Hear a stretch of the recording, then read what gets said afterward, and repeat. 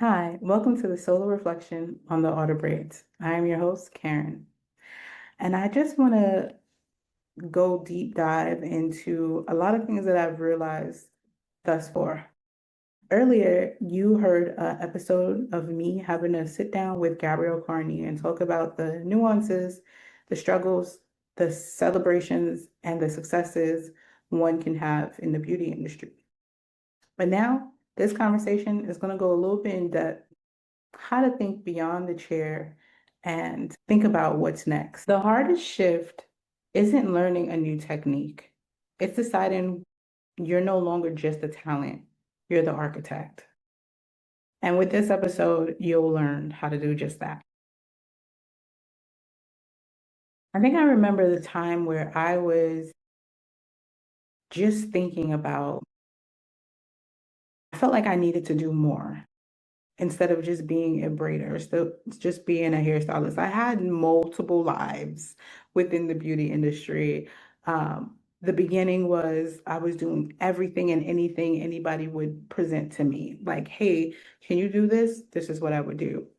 Till I started to grow a conscience. By the time I got to cosmetology school and also learning about how relaxers are just terrible for the hair. I've also tried keratin treatment in beauty school and realized that was also terrible for the hair. So it was like, I want to steer far away from chemicals within the hair.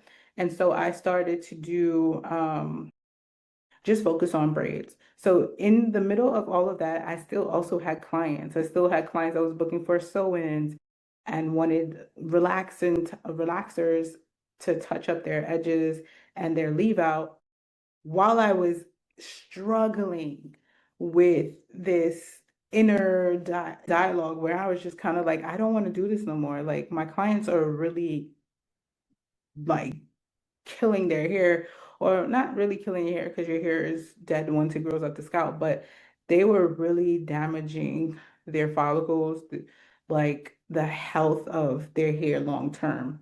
And of course, I couldn't just beat everybody in the head and like, oh, you have to do it better.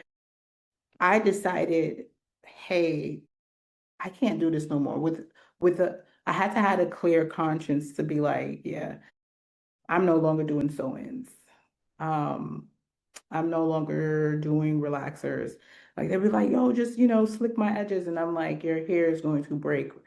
And so I had to make that decision to just focus on braids, right? And then now with braids, I'm like pushing painless braiding. And as I'm realizing, I'm like, okay, how do I position myself as still just being a service person? But how do I create a platform where I'm educating individuals and thinking more of so a leader rather than someone who is just continuously doing and keeping my head down and working, right? So it's like there was a time where it just was like I want to do more. Not even like I need more or whatever. I want to do more. And what I also realized is that a lot of the beauty professionals that were servicing individuals, a lot of them, not to say all of them, but a lot of them did not have their own products. They were just basically utilizing what other people had, what was out there on the market, what they could research and things like that. But knowing that some of their clients might have been allergic to certain things, or their clients might just not like certain brands or anything like that. So it's like they're just basically using what's out there in the market and then using it on people here instead of doing the research and understanding like this is what's good for your hair. And so I was like, you know what? So moving forward, I started to think, I want to create a product that speaks to the things that I disagree with, that speaks to the things that I really wholeheartedly stand behind, which is a no gel, something that moisturizes, something that also protects the integrity of the person's hair and increases the circulation of blood. And so that's what I'm working on now. I already have the product. The goal is just to kind of like get it out there.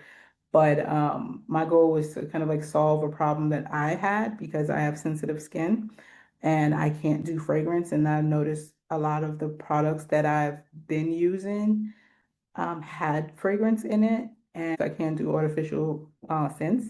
I have to do natural scents, and a lot of my clients also are suffering from the same thing. So I wanted to keep myself and the people that I help in mind. So just think about that, like when you're trying to solve a problem, like what are you trying to do besides just doing people hair? Because it becomes a little bit repetitive, and sometimes routines almost make you feel stuck.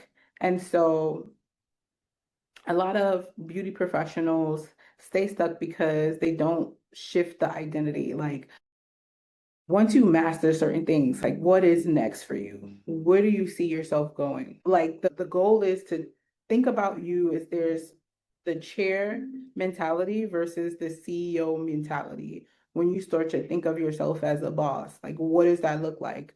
It's a lot of work. Like I feel like when I was looking at myself as a business person, I was just like, yeah, I'm doing business and stuff like that. But when you think about all of the paperwork behind it and all the things that you have to do as a business person or stay in compliance with and just kind of like keep on top of your paperwork, all the things, you'd be like, I don't think I was doing business right.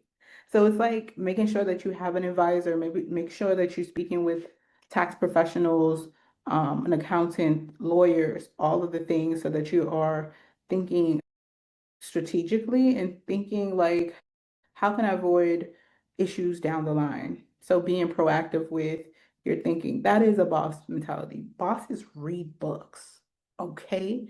Bosses read books. Bosses work out. Bosses go for walks. Bosses go out and interact. They network, but they are intentional with networking. They build relationships. So it's not about just like, hey, I hand you my card. They're actually building on those relationships and actually showing up.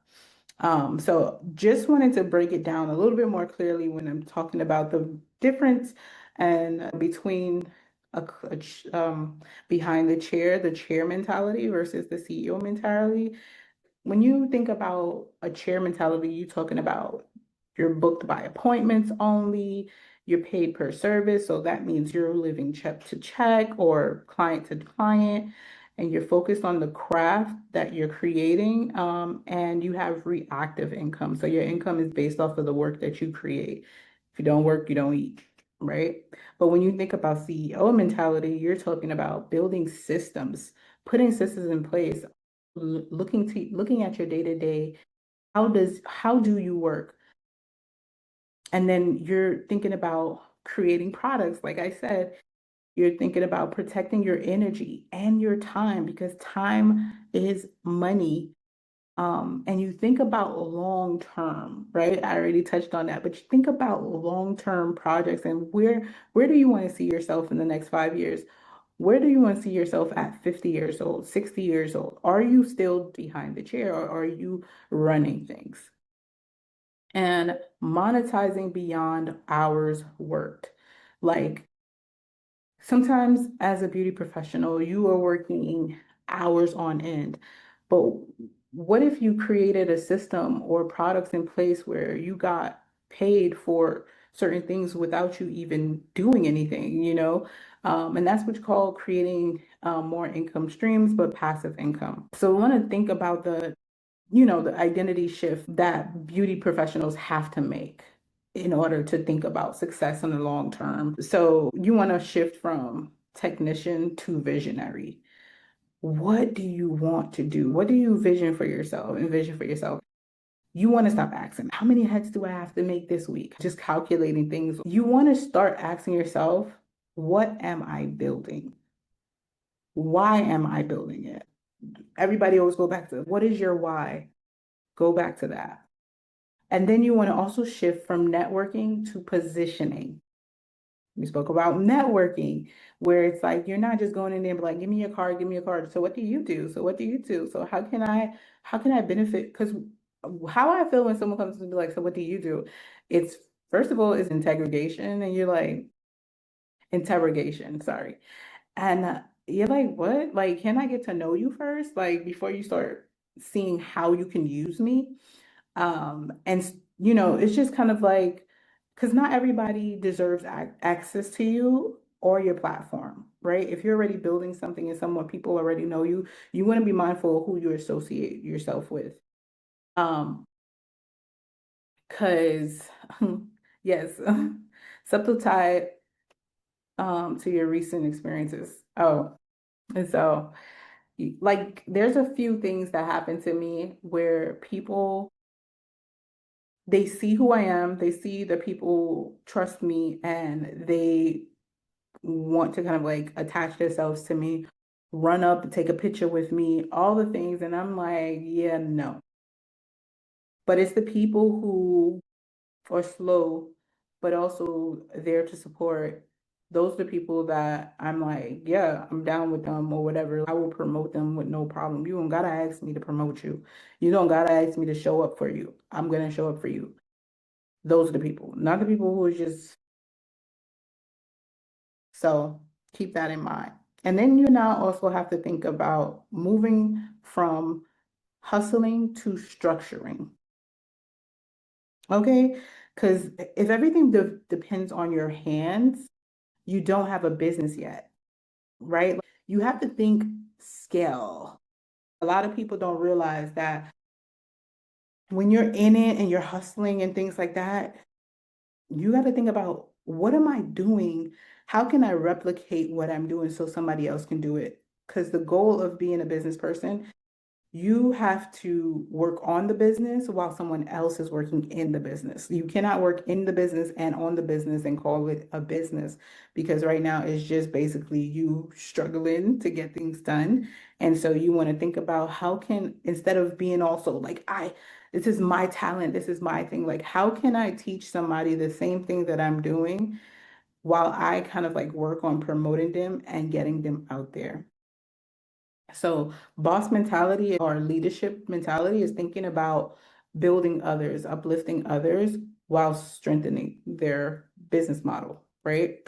So, you kind of like remove the emotional side out of it.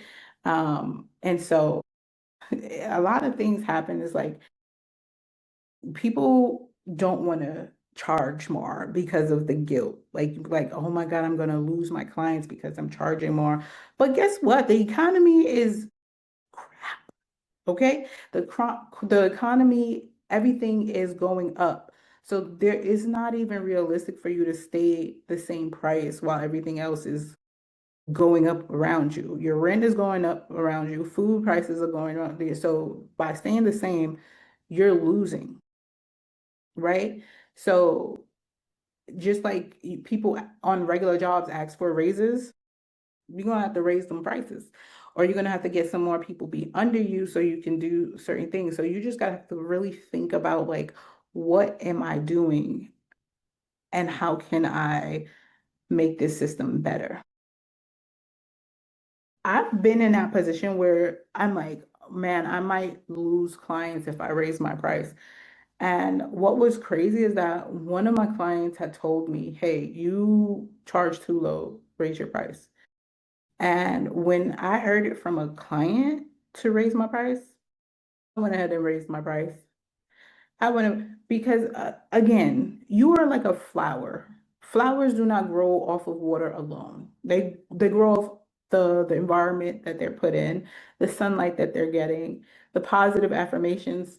Like that's what grows flowers, not just water. So not just work is going to grow you. You have to put yourself in the position, in the environments, the places you might have to travel, you might have to move when you're trying to grow your business.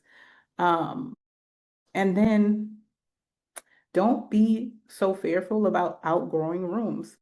Sometimes you got to move from, if we're talking about flowers, you move from the little vase to a bigger vase to to the garden to the like forest. You just need more space. You can't expect to be in a booth rental or renting a chair for the rest of your life. You have to also think about, hey, what does that look like? Maybe my booth turns into a suite. Maybe my suite turns into a full-on salon. Maybe the salon turns into a building. Like, what are you thinking about expanding and to create a space where you can build something? Because you know what? Heal people, but structured people scale. Thank you so much for listening to The Art of Braids. I'm your host, Karen Tenard, and I'm super excited about our next episode. I sit with the founder of Braid House, Brittany Ogike, and we chop it up about the vision behind Braid House and all that comes along with it. So please, you won't want to miss that episode. Talk to you later.